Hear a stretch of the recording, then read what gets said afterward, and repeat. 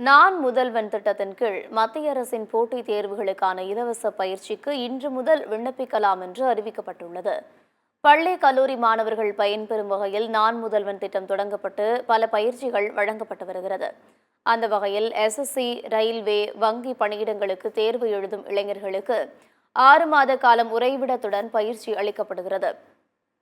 இதற்காக தமிழ்நாடு முழுவதிலும் இருந்து 1000 மாணவர்கள் நுழைவுத் தேர்வு மூலம் தேர்வு செய்யப்பட உள்ளனர். போட்டித் தேர்வுக்கு தயாராகி வரும் மாணவர்கள் நான் முதல்வன் திட்டத்தின் கீழ் பயிற்சி பெற நான் முதல்வன் .tn.gov.in என்கின்ற இணையதளம் வாயிலாக விண்ணப்பிக்கலாம் என்று அறிவிக்கப்பட்டுள்ளது. விண்ணப்பங்களை சமர்ப்பிக்க 23ஆம் தேதி கடைசி நாள் என்றும் தெரிவிக்கப்பட்டுள்ளது.